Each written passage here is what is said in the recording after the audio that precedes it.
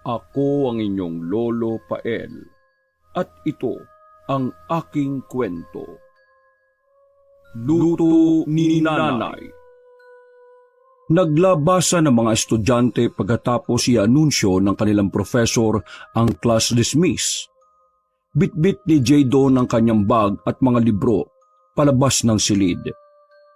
Kasunod niya ang matalik na kaibigang si Paulo. Tuwang-tuwa ito dahil semestral break na nila. Kailangan na rin nilang pagplanuhang magkaibigan kung saan sila magbabakasyon. O buddy, saan mo balak magbakasyon ngayong semestral break? Magbabakasyon ka ba sa inyo?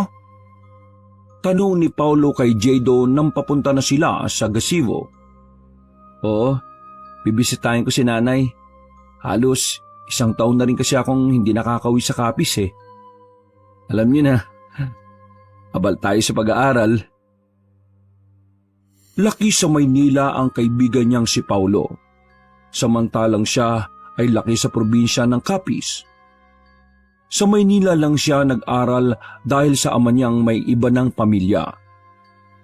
Malaki ang pasalamat niya sa Diyos at sinuportahan siya ng kanyang ama sa pag-aaral sa kolehiyo, kahit na hiwalay na ito at ang kanyang ina. Kapag iaasa niya ang pag-aaral sa ina, walang kasiguraduhan na makakapagtapos siya ng pag-aaral. Hindi siya kayang sustentuhan ng kanyang nanay Merna dahil tanging sa bukid lamang ito kumukuha ng pera. Hindi nito kakayanin ang tuition fee sa kurso niyang engineering. Inakbayan siya ni Paulo habang may pilyong ngiti sa mga labi. Ano kaya kung sasama na lang ako sa'yo? Di pa kasi ako nakakapunta sa probinsya. Ha? Hindi na. Baka pagtawanan mo lang yung bahay namin doon. Isa pa, hindi mo ba naririnig na maraming aswang doon sa Capiz? Tumawa si Paulo dahil sa birong yun ni Jadon. Gago, yan talaga naisip mo, bud. Hindi ako naniniwala sa mga aswang-aswang na yan, no? Hindi ba nga mga kwentong bayan lang yan? At noon lang yon, no? Moderno na tayo ngayon. Sa tingin mo, may mga aswang pa? Bahala ka. Kung ayaw mo maniwala. Pero, sa bagay, tama ka. Wala na siguro mga aswang sa panahon ngayon. Siguro, dati, may posibilidad na may aswang nga. Pero, posible rin na paglipas ng panahon naglaho na ang mga ito at nawala. Tumayo si Jadon sa pagkakaupo at iniwang hinila na si Paulo palabas ng gate. Ang gusto lang ni Jadon ay huwag isama ang kaibigan sa probinsya. Kaya tinakot niya ito kanina tungkol sa aswang. Pero kahit anong gawin niya ay nagpupumilit pa rin si Paulo na isama niya. Hindi siya nito tinantanan hanggang sa makarating sila sa kanilang apartment. Sige na, bud. Sama mo na ako. Hindi naman ako magkakalat ng lahi dun eh. Oo na, sige na, sige na. Sasama na nga kita. Para kang bata riyan eh. Yes! Ayos naman pala eh. Papayag din naman eh. Ewan ko sa'yo. Basta, magdala ka ng mga pagkain na gusto mong baunin. Baka hindi mo magustuhan yung lutong probinsya ron at maghanap ka pa ng iba. Oo, bud. Isa pa, hindi naman ako mapili sa pagkain eh. Kahit tao pa eh. Tarantado. Yun lamang ang nasabi ni Jadon bago iwanan ng kaibigang si Paulo na tawang-tawa lamang. Alam naman niyang gino-joke time lang siya nito dahil sa usapan nila tungkol sa aswang. 2 araw ang nakalipas nang bumalik si Paulo sa kanilang apartment na bihis at may dalang mga gamit. Umuwi kasi ito sa kanila para magpaalam sa mga magulang na sasama kay Jadon sa probinsya. Hiniling nga rin ni Jadon na sana hindi payagan si Paulo nang mag-isa siyang uuwi ng probinsya, pero hindi nangyari. Ano ba yan, Jadon, baby? Sasama talaga ako sa'yo. It's adventure time!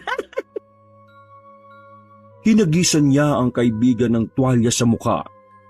Napansin niya ang suot ni Paulo. Wow hindi naman beach yung pupuntahan mo mga palayan at bukid. Oh, why not bud? Magbi-beach man o bukid, dapat pogi at astig pa rin ang datingan, di ba?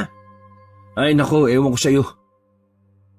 Isang backpack ang dala ni Jadon habang ang kay Paulo ay nasa 3. Ilang oras ba ang biyahe papunta sa inyo, bud? Tanong ni Paulo kay Jadon nang makasakay na sila ng taxi papuntang terminal ng bus. Halos nasa 22 hours ang biyahe natin, kaya huwag kang makulit dyan, ha? Noon pa may gusto nang makita ni Jadon ng ina, lalo na't 1 taon na niya itong hindi nakakasama. Hiling ng binata na huwag magagalit ang ina kapag makita nitong may kasama siya sa pag-uwi. Hindi niya matanggihan si Paulo. Ito kasi ang kaibigang handang gawin ng lahat, matulungan lang siya. Kahit barumbado ito at bulakbol, maasahan naman niya ito minsan. Hindi siya iniiwan ito sa ere at laging nakasuporta sa kanya sa seryoso bang usapan o sa biruan. Mas mainam na rin na sinama niya si Paulo nang makilala nito kung ano ang klase ng pamumuhay sa probinsya. Maturuan na rin siya kung paano ang mabuhay sa bukid at palayan. Nakarating sina Jadon at Paulo sa terminal ng bus. Pagkatapos ng halos 1 oras na biyahe, nakakuha na rin si Jadon ng ticket nilang dalawa nung isang araw, kaya nang ipakita niya ang ticket number sa konduktor, sinamahan sila nito sa kanilang bus. Ang kaso lang, punuan na yon at sa likuran na lamang ang bakante. Kung sana kanina ka pa dumating sa apartment hindi sana tayo upo sa likuran ngayon. Saad niya habang inaayos ang backpack sa compartment ng bus. Ayaw kasi akong palisin ng kapatid ko At ang daming gamit na pinadala sa akin, sina mama. Akala mo, doon na ako titiri. Akala mo naman, patitirahin kita ron. Asa ka pa. Umakyat na siya ng bus at iniwan si Paulo sa ibaba na nakatanga. Dali-dali naman itong umakyat at sumunod sa kanya. Napangiwi si Jadon nang sunod-sunod ang pagsuka ni Paulo sa biyahe. Hindi niya inaasahan na mahiluhin pala itong kaibigan niya sa biyahe. Ay nako, kung alam ko lang na ganyan ka pala, hindi na lang sana kita isinama. Hindi naman nakasagot sa kanya si Paulo para kontrahin siya dahil hilong-hilo na ito. Matulog ka na lang, bad. Mawawala rin niya mamaya. Nanibago ka lang siguro. Saad ni Jadon at inalalayan niya ang kaibigan na sumandal sa upuan. Mabuti na lang at nasa pinakalikuran sila ng bus, kung kaya't walang nakakakita kung ano ang nangyayari sa kanila sa likuran. Wow, bud! Ang ganda pala rito. Marami rin palang mga gusali, pero may mga palayan at kagubatang matatanaw. Komento ni Paulo nang makarating na sila sa Capiz. Pinagmasdan nito ang buong paligid. Baka sa mata nito at mukha ang pagkamangha. Mabuti na lamang at nakabawi na ito mula sa pagsuka kanina. Tumawag ng tricycle si Jadon para sakyan nila papunta sa baryo kung saan naroroon ang bahay nila. Malawak na palayan ang kanilang dinaanan. Bago sila nakarating sa bukana ng mayabong na kagubatan, bumaba si Jadon at kinuha ang karga. Binayaran niya ito bago umalis. Bad, dito na tayo dadaan? Tanong ni Paulo kay Jadon pagkakita sa kanilang binabaan. Oo, sa pinakalow pa yun sa amin Hindi na makakapasok yung tricycle doon dahil makitid ang daan. Kaya buhatin mo na yung gamit mo at maglalakad tayo. Naku naman, ang dami nito. Ito kasing si mama daming pinadali. Ayaw ko na sigurong pauwin sa inyo. Gago talaga to. Napailing na lamang si Jadon nang marinig ang naging sagot sa kanya ni Paulo. Hinayaan na lamang niya itong sumunod sa kanyang likuran.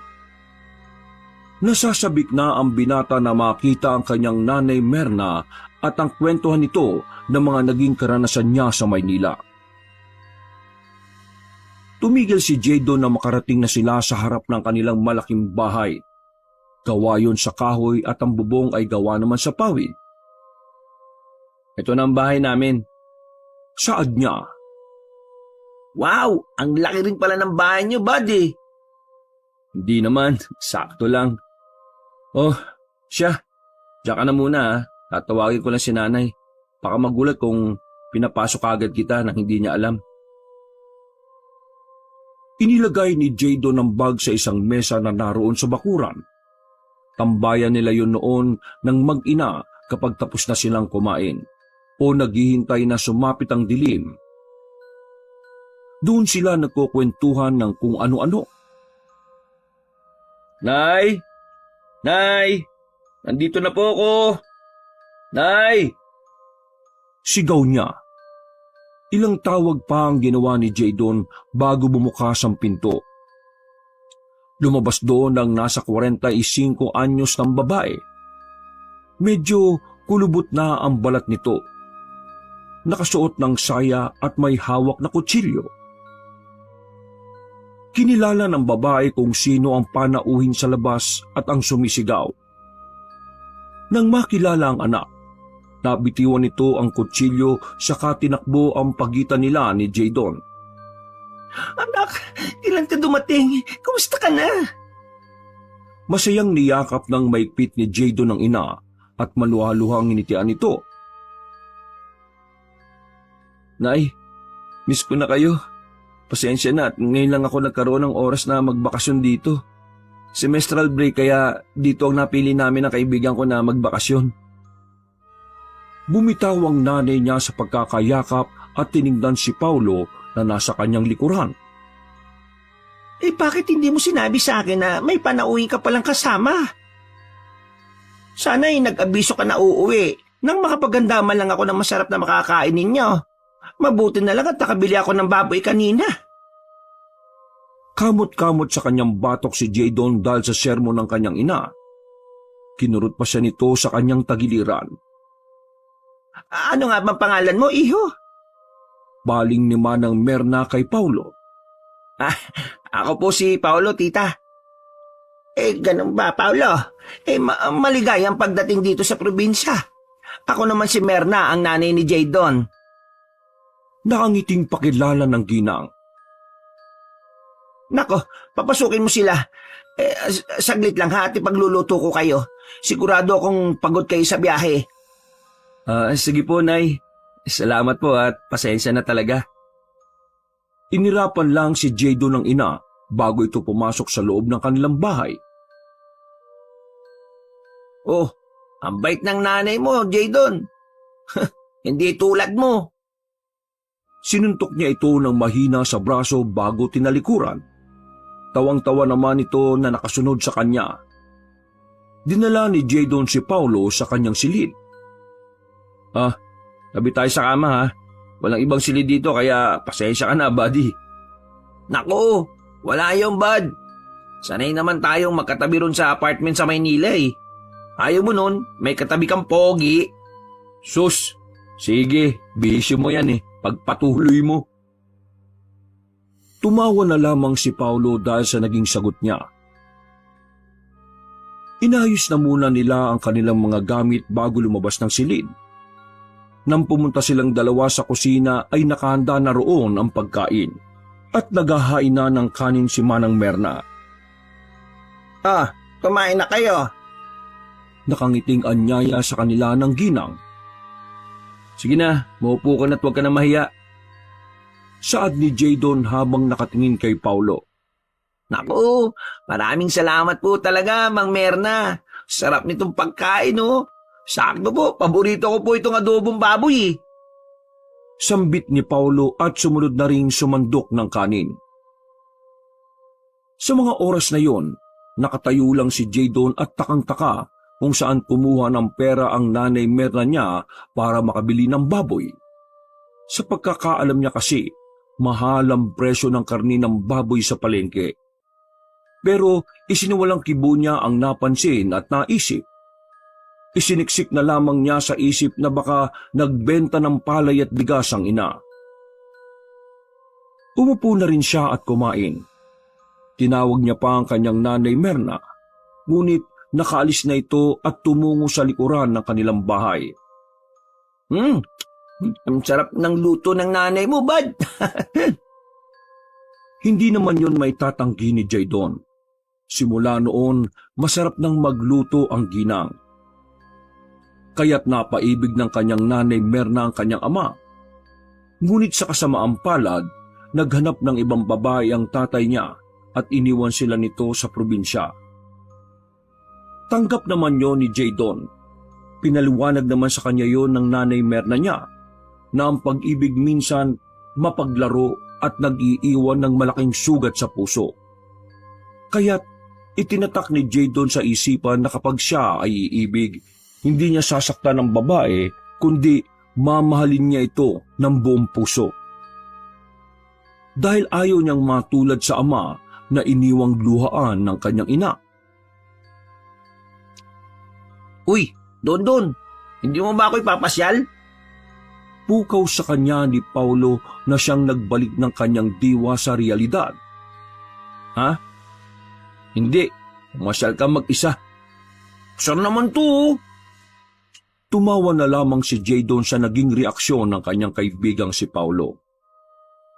Nang matapos silang kumain, sila na ang naglikpit ng kanilang pinagkainan at naghugas ng plato. Tinawag niya ang ina ng paalis na sila para ilibot si Paulo sa bayan. Ngunit hindi ito nagpakita sa kanya. Sa hinuha ni Jaydon, umalis na ito para magtrabaho. Kahit hindi nasisiguro ni Jaydon kung maririnig siya ni nanay Merna niya, nagpaalam pa rin ito bago sila umalis ng kaibigan. Napili muna niyang dalhin si Paulo sa palayan. Pinakita niya ito rito kung paano magtanim at mag-ani ng palay. Pinakilala rin niya sa kaibigan ang mga kakilala niya roon sa kanilang baryo. Ayos naman pala rito sa lugar niyo, bud eh. Mga mababait naman pala yung mga tao. May magandang tanawin pa at sariwa ang hangin. Komento ni Paulo. Nakasilong silang dalawa sa lilim ng puno. Napili nilang doon muna magpahinga bago bumalik sa kanila. Tama yung desisyon ko na dito magbakasyon. Narelax ang isip ko ah. Dahil panigurado, pipigay na naman ang utak natin pagbalik natin sa Maynila. Dagdag pa ni Paulo. Salamat naman at hindi ka nagsisi at nagustuhan mo tong lugar namin. Kaya kung papipiliin mo ako kung saan titira, mas gugustuhin ko rin talaga dito eh. Sa bagay, bud. Sanayan lang din eh. Dito ka kasi lumaki. Ako naman sa Maynila. Kaya kung dito ako, siguro medyo maninibago ako. Madilim nang nakauwi sina Jaydon at Paulo mula sa pamamasyal. Dinig na dinig nila ang sunod-sunod na kalabog na nanggagaling sa loob ng bahay. Uy, mukhang mabuto yung hinihiwa ng nanay mo ah. Baboy na naman ba yung ulam natin o manok? Tumigil ka nga. Puro ka pagkain dyan. Alam mo naman kung gaano ako karami kumain kapag baboy ulam eh. Kita mo, hindi halata sa katawan ko. Hindi pinansin ni Jaydon ang sinabi ng lalaki at nagpatuloy sa paglalakad papasok ng bahay. Nay, nandito na po kami. Pasensya na po at ginabi kami ng uwi ah. Dinala ko pa kasi sa bayan tong kaibigan ko eh. May binili pa kasi siya kaya kami natagalan. Pinuntahan niya ang ina sa kusina pero wala ito roon. Tumungo naman siya sa silid nito ngunit wala rin. Nang lumabas siya ay naabutan niya itong papasok ng sala. Naroon na rin si Paulo at abala sa pagtingin ng mga chichirya nitong binili. Nilampasan siya ng kanyang nanay Merna at hindi pinansin. May dala itong itak na punong-puno ng dugo. Kumunot ang noo ni Jaydon at sinundan ng ina sa kusina. Hinugasan ni nanay Merna ang kamay at ang itak. Nakita ng binata na may mga karne na nakahiwa at nakalagay na sa malaking planggana. Nay, dami naman ang karne na binili nyo. Puna niya, pero hindi ito sumagot. Malayong malayo ang ginang sa masaya at masiglang araw nito kanina. Sa mga oras na yon, tahimik ito at mukhang may malalim na iniisip. Nagtataka man si Jadon. Iniwan niya ang ina sa kusina at binalikan si Paulo sa sala. Pumasok siya sa silid nang hindi maabutan ng kaibigan doon. Nakita niya itong sinusukat ang damit na binili kanina sa tiyangge. "Uy, bilisan mo dyan ha, malapit na magapunan." Utos ni Jadon sa kaibigan pagkapasok na pagkapasok. Oo, init palagi ng ulo nito. Wala ka bang love life? Alam mo pala tatanong mo pa. Sinipa niya sa puwet si Paulo bago siya lumabas ng silid. Pagkabalik ni Jadon sa kusina ay naabutan na niya ang nanay Merna na abala sa pagluluto. Pinakatitigan niya lang ito ng puno ng pagtataka. "Nay, tulungan na kita dyan." Hindi sumagot ang ginang at nagpatuloy lamang ito sa ginagawa. Sinubukan niyang tumulong nang bigla siya nitong itinulak. Ako na gagawa rito. Wala naman ako sinabi na tulungan mo ako, di ba? Ang ayaw ko sa lahat, yung pinakikialaman ng ginagawa ko. Nay, pasensya na po. Gusto lang naman kitang tulungan eh. Pwes, hindi ka nakakatulong. Tinalikuran siya nito at hindi na pinansin. Nakatayo lamang si Jadon at labis na kinatataka ang naging reaksyon ng ina. Sa kagustuhan niyang huwag na itong magalit, hinayaan na lamang niya itong magluto na mag-isa. Sa gitna ng hapunan, hindi na napigilan ni Paulo ang sakit ng tiyan. Excuse me lang pero pwede ba ako makigamit ng banyo? Sobrang sakit po talaga ng tiyan ko eh. Hindi ko na kayang tiisin. Tawag ni Paulo sa atensyon ni Manang Merna, pero wala itong kibo at patuloy lang sa pagkain. Si Jadon na ang sumagot sa kaibigan. Dun, sa labas. Kapag nakita mo na may maliit na bahay-bahayan, yun na yung banyo. Ay nako, salamat bad Pasensya na talaga. Sibat na ako. Hindi ko na talaga kaya to. Yan, marami pang bayabas dun. Natatawang saad ni Jadon. Hindi siya pinansin ni Paulo at mabilis na itong lumabas ng bahay. Nang makita ni Paulo ang hinahanap na banyo ay agad siyang pumasok doon. Ibinuhos niya ang lahat ng dapat ibuhos. Nang matapos na'y maginhawa siyang lumabas. Pabalik na sana siya sa loob nang may maamoy siyang mabaho at malansa. Tinakpan niya ng kamay ang kanyang ilong at hinanap ang pinanggagalingan nun. Malapit na siya sa likuran ng bahay nang may makita siyang mga dugo. Nagkalat yon sa lupa. Yumuko siya at pinadaan ng daliri sa pulang likido. Inamoy niya yon. Ngunit agad niyang inilayo sa ilong ang daliri nang masuka siya sa mabaho at malansang amoy. Ano ba to?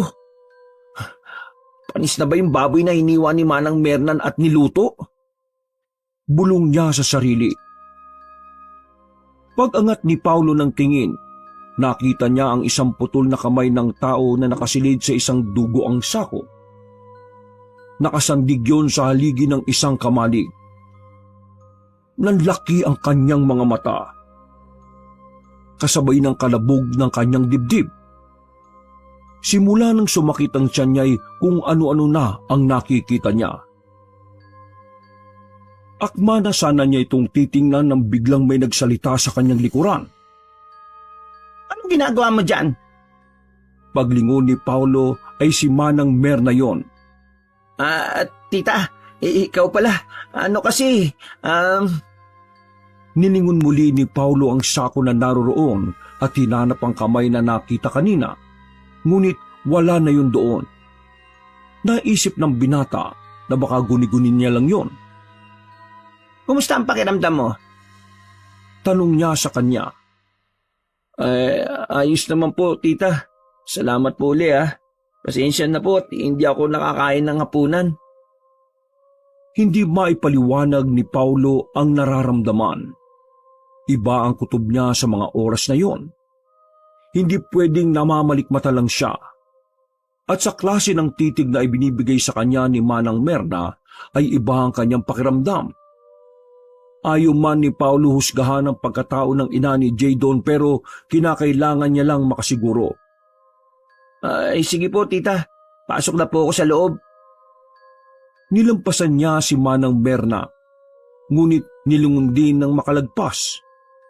Natigilan si Paulo nang makitang may hawak na itak ang ginang at tinatago nito yon sa likuran. Hindi na muna sinabi ni Paulo ang mga nakita kay Jadon. Hindi naman kasi siya sigurado kung totoo yung nakita niya o guni-guni lang. Para makasiguro siya, hindi na lamang siya kakain ng pagkaing niluluto ni Manang Merna. Lumipas ang 2 araw. Napansin ni Jadon ang kakaibang kinikilos ng kanyang kaibigan. Hindi na ito kumakain ng pagkain sa kanila. Madalas itong mag-aya sa kanya sa bayan para kumain sa fast food chain. Gusto sana niyang tanungin ng lalaki pero hindi niya matuloy-tuloy dahil hindi siya nabibigyan ng pagkakataon na makausap ito. Kaya't ng hapong yon, nang masolo ni Jadon si Paulo, ay naglakas loob siyang tanungin ito. Bad, okay ka lang ba? Pansin ko nitong mga nakaraang araw hindi ka na kumakain dito sa bahay. May problema ba? Ha? Ayos lang ako, Bad. Ano kasi, naiya lang ako sa inyo. Ayaw ko naman na maging pabigat sa inyo ng nanay mo. Uy, tingnan mo to parang timang. Bakit naiya ka pa? Hindi ka naman pabigat sa amin ng nanay ko. Kahit na, Bad. Hayaan mo na ako kasi binigyan naman ako ni Mama ng pera pambili ng pagkain eh. Isa pa, babalik naman na tayo sa susunod na araw sa Maynila, di ba? Saad ni Paulo na napakamot pa sa bato. Tumango si Jadon at inaral ang kilos ng kaibigan. Pakiramdam niya'y may tinatago ito sa kanya at hindi sinasabi. Hahayaan na lamang niya itong magsabi sa kanya ng kusa. Hindi na muna niya pipilitin si Paulo at baka mainis pa ito sa kanya. Kinagabihan, hindi lumabas ng silid nila si Jadon at nagkulong lamang ito roon.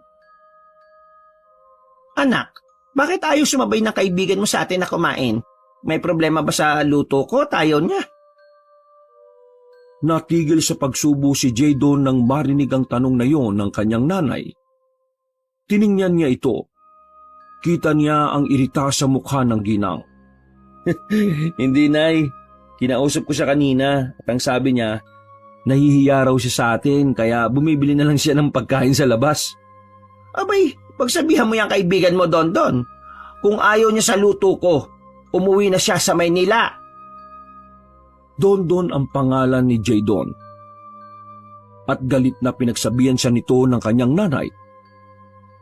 Nay, wala naman siyang sinabi na, at ikaw rin, huwag mo ngang kampihan niyang kaibigan mo. Hindi ka lang nakauwi ng 1 taon dito, ganyan na ang ugali mo. Hindi makapaniwala si Jadon sa naging reaksyon ng ina. Nagtataka siya kung bakit galit na galit ito ng sobra. Hindi na nagsalita si Jadon at pinilit niya na lang na manahimik. Ayaw niyang mas magalit pa lalo ang nanay Merna niya. Pagkapasok ng silid ni Jadon, pagkatapos ng hapunan, ay naabutan niya ang kaibigan na nakahiga na sa kama. Bad, narinig ko yung pag-uusap niyo ng nanay mo. Galit ba siya sa akin? Bumangon ang lalaki mula sa kama at hinarap siya. Hindi, Bad. Nadala lang siguro yun ng emosyon. Huwag mo na siyang pansinin. Siguro, pagod lang siya. Uwi na lang ako bukas, Bad. Natigilan si Jadon sa sinabi ng kaibigan. Oh, bakit? Kung si nanay inaalala mo, wala yun. Akong bahala na kumausap sa kanya. Ngumiti si Paulo at umiling sa sinabing yon ni Jadon. Hindi, Bad. Hindi na kailangan.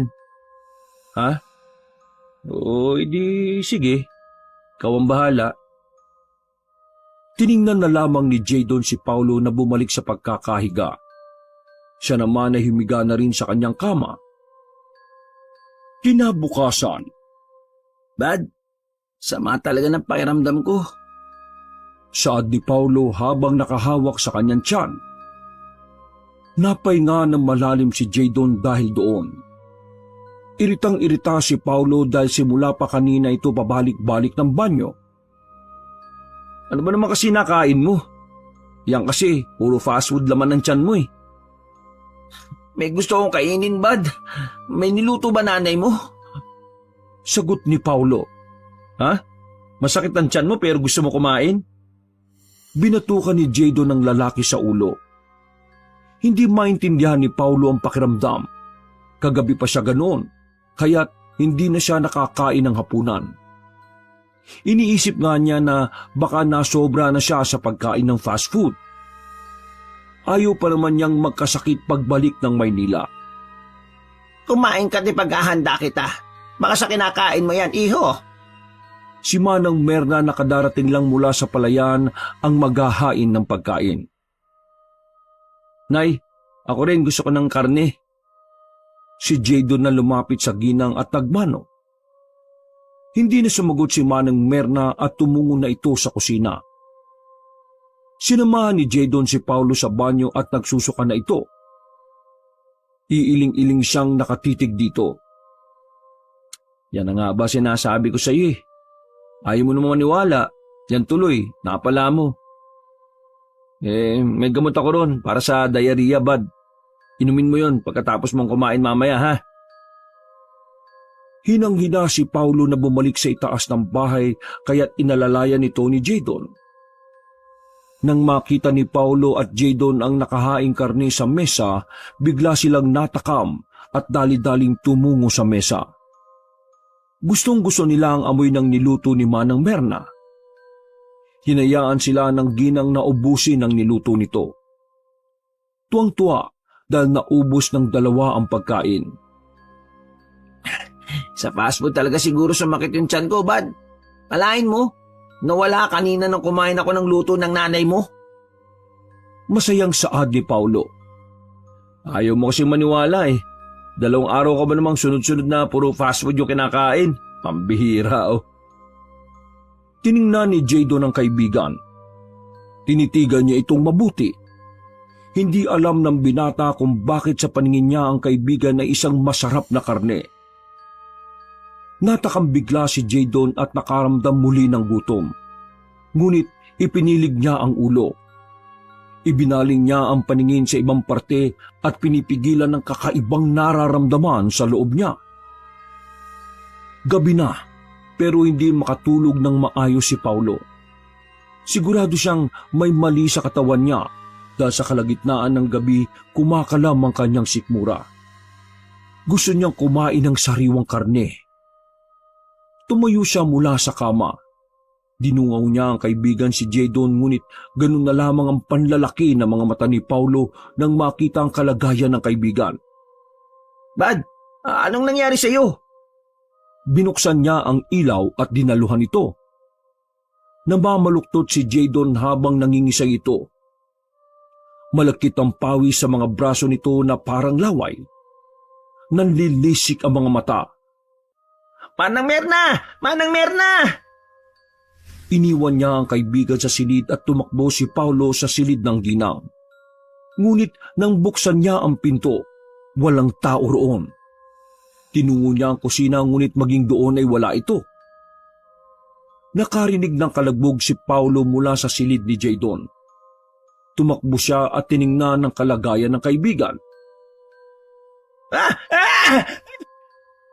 Isang sigaw ang binitiwan ni Paulo nang bigla siyang sunggaban ni Jadon. Bad, anong nangyayari sa iyo? Pambira, bakla ka ba? Gusto mo akong gasain? Pero patuloy pa rin sa paglapit sa kanya si Jadon na animoy wala na ito sa sarili. Ibinuhos ni Paulo ang buo niyang lakas para itulak ang kaibigan. Sumubsob ito sa sahig at maya-maya'y hindi na gumagalaw. Maya-maya, narinig na niya itong humihili. Walang iya, nanaginip na naman siguro tong sang to. Palibasa kasi, wala pang nobe. Ako pinagtripan. Bumalik si Paulo sa kanyang kama. Nakalimutan na niya ang gutom dahil sa nangyari. Akala niya ay kung ano na ang masamang nangyari sa kaibigan, yung pala ay nananaginip lang ito ng gising. Uy, Don. Tawag ni Paulo kay Jadon nang magising ito kinaumagahan. Sinamaan siya nito ng tingin dahil sa pagtawag niya ng Don dito. Oh, ano naman? Alam mo bang munti ka mo na akong ginaasa kagabi? Munti ka nang mabulunan si Jadon sa kinakaing adobong manok nang marinig ang sinabi ni Paulo. Anong pinagsasabi mo dyan? Ni wala nga akong maalala eh. Saad ni Jadon na masama ang tingin kay Paulo. Paano mo maalala na nanaginip ka? Kung gusto mo ng syota, abay, magganap ka na. Huwag ako yung gagapangin mo sa gabi. Binatukan ni Jadon si Paulo dahilan para muntikan na itong matumba sa kinatatayuan. Anong ibig mo sabihin? Nabakla ko? Hindi, wala akong sinasabi. Ikaw may sabi niya, no? Tawang sagot ni Paulo. Gusto mo, basketball tayo mamaya eh. Nang mapatunayan kung sinong bakla sa ating dalawa. Hamon ni Jadon na seryoso ang muka. Game, saan ba? Ngayon na? Tara. Wala nang nagawa si Paulo nang hilahin siya palabas ni Jadon. Tinutuo nga ni Jadon ang hamon nito kay Paulo. Mas lamang ang puntos ni Jadon kaysa sa kaibigan. Kaya't sa huli, itinanghal na panalo ito kaysa kay Paulo. O ano, sinong bakla sa atin ngayon? Nakangising saad ni Jadon. Naku, nakantsyamba ka lang. Ako talaga dapat nanalo nun eh. Sus, palusot ka pa. Di mo na lang aminin na talo ka. Oo na, talo na ako. O anong gusto mong kainin? Sukong sambit ni Paulo. Yung luto ni nanay. Ngiting sagot ni Jadon habang pinupunasan ng pawis nito sa noo. Natigilan si Paulo sa nakitang mukha ni Jadon. Nagpalit ang kulay ng mga mata nito sa pula at ang ngipin biglang tumalas. Pero pagtingin niya ulit, normal na naman ang itsura ng kaibigan. Bumuntong hininga si Paulo. Pansin niya nitong mga nakarang araw kung ano-anong nakikita niya. Naisip niya na dala siguro yon sa nakakapanibagong temperatura at tanawin sa lugar. Pagkaraan ng 2 araw sa bahay ni Jadon, nakapagluto na si Manang Merna ulit. Nag-ayos na ang ginang ng mga gamit nitong dadalhin papuntang palayan. Kumain na lang kayo at tutungo na ako sa aking trabaho ha. Paalam nito. Sige Unay, hindi ka ba kakain? Tanong ni Jadon. Kumain na ako, Don. Sige na, at maiiwan ko na muna kayong dalawa. Lumabas na ng bahay ang ginang at naiwan sina Jadon at Paulo. Kumain silang dalawa ng niluto nitong sinigang ulit na baboy. Narinig mo ba yung usap-usapan kanina dun sa barangay ninyo? Tanong bigla ni Paulo kay Jadon. Ha? Ang alin? Tungkol dun sa nawawalang 5 katao? Sagot naman ni Jadon. Oo, hindi raw makita-kita eh. Wala raw katawan na matagpuan. Ano sa tingin mo nangyari dun? Kinuha ni Jadon ng isang malaking hiwa ng baboy at nilantakan yon. Hindi ko alam. Malay ko ba? Hindi naman ako tsismoso. Trabaho na yun ng mga pulis na hanapin yung mga nawawala, no? Kung sa bagay. Pero hindi kaya aswang ang may gawa nun? Binitiwan ni Jadon ang hawak na buto ng baboy at sinagot ang kaibigan. Oh, akala ko ba hindi ka naniniwala sa mga ganyan? Bakit ngayon pinagsususpetsan mo na yung mga aswang na kumuha sa mga taong nawawala? Hindi nga bad. Sumagi lang sa isip ko. Wala kasing nakitang katawan, di ba? Kaya naisip ko, kinain ng aswang. Pambira ka, Paulo. Wala lang makitang katawan na aswang kagad. Hindi ba pwedeng baka kinidnap lang? Isa pa, walang aswang dito sa baryo namin, no? Kung sa bagay. Kumibit balikat si Paulo at ipinagpatuloy na ang pagkain. Kinagabihan, Abala sa pagtingin si Paulo sa kanyang cellphone nang dungawin iyon ni Jadon. Nakita ng binata na naghahanap ng mga larawan ng kaibigan ng isang aswang. Oh, maniniwala ka dyan? Iba-iba naglalabasan dyan. Pawang katang-isip lang mga drawings na yan, no? Kontra ni Jadon habang nagpapahinga sa kanyang kama. Kahit na. Curious ako eh. Baka magamit natin to sa future. Sagot naman ni Paulo. In the future mo mukha mo. Paano ka magkaka-future hindi ka nga nag-aaral mabuti. Puro kaliwaliw. Ikaw talaga kontrabida ka sa buhay ko. Hindi ba pwedeng ini-enjoy ko lang yung buhay? Palibasa kasi iba pananaw natin sa buhay kaya kaganyan eh. Napailing na sambit nito. Tumama ang unan sa mukha ng lalaki mula kay Jadon. Pangit ng drama mo. Uy, hindi ba uuwi ang nanay mo? Pag-iibaan ng usapan ni Paulo. Hindi pa eh. Baka sa ibang bahay na yung natulog. Ganun kasi yun.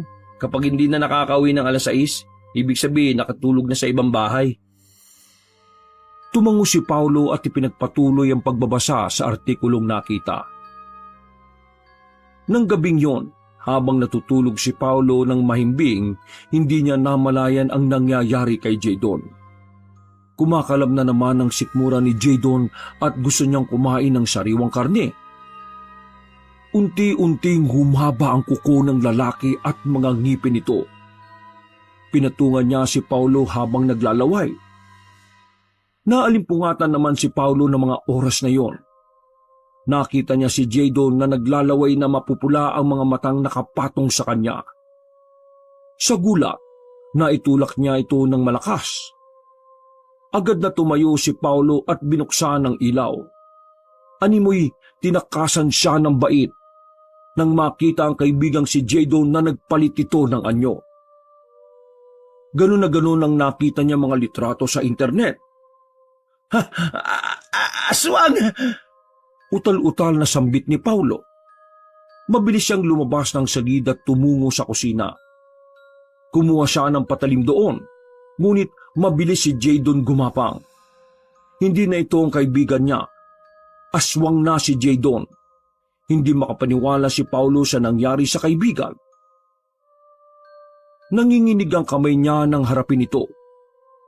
Mabilis na umatake si Jadon sa kanya at pilit itong inaabot ang kanyang leeg. Pero hindi hahayaan ni Paulo ang mamatay sa bahay na yon. Kailangan niyang makatakas. Nakipagpambuno si Paulo kay Jadon. Dahil sa aswang na ang kaibigan, mas malakas ito kaysa sa kanya. Maya-maya nakarinig siya ng kakaibang huni sa labas. Naalala niya ang nabasa sa artikulo kanina. Hindi siya pwedeng magkamali at yun ang huni ng isang aswang. Hindi makapaniwala si Paulo na napunta siya sa bahay ng mga aswang. Sinipa ni Paulo si Jadon ng malakas. Nilipad ito sa sala ngunit agad ding nakatayo. Tumigil ka na, Jadon! Kaibigan mo ako! Pero kahit anong sigaw na gawin niya, hindi siya nito pinapakinggan. Wala na sa sarili niya si Jadon at ang nais lang nito ay ang makakain ng karne ng tao. Napatingin si Paulo sa pinto ng bumukasyon. Pumasok mula roon si Manang Merna. Nakangiti ito habang punong-puno ng dugo ang bunganga. Jadon, anak! Sa wakas at naging katulad na rin kita! Tawag nito nang makita ang anak na nasa ibang anyo. Anong ginawa mo kay Jadon? Tanong ni Paulo sa ginang. Wala. Pinakain ko lang naman siya ng niluto kong karne at tinanggap yon ng katawan niya. Kaya't katulad ko na siya ngayon. Ang ibig niyo pong sabihin? Oo, Paulo. Oo. Ang pagkain na akala mo'y karne ng baboy ay karne ng tao. Hindi ba hinahanap-hanap mo yon? Nakangising sabi ni Manang Merna. Hindi makapaniwala si Paulo sa kanyang narinig. Halos isuka niya ang mga kinain kanina. Kung ganon, ito ang pumaslang sa 5 taong nawawala. Namayani ang tawa ni Manang Merna sa buong bahay habang nanlilisik ang mga mata nitong nakatingin sa kanya. Binulungan ng ginang anak nitong si Jaydon. Mas naging agresibo ang isa at sinalakay si Paulo. Nakipagpambuno si Paulo kay Jaydon. Ayaw naman niyang labanan si Jaydon pero gusto niya pang mabuhay. Sinuntok ni Paulo sa mukha si Jaydon at mabilis na itinarak ang itak sa dibdib ng kaibigan. Isang nakabibinging sigaw ang pumuno sa tenga ni Paulo mula kay Manang Merna. Galit na galit itong sumugod sa kanya.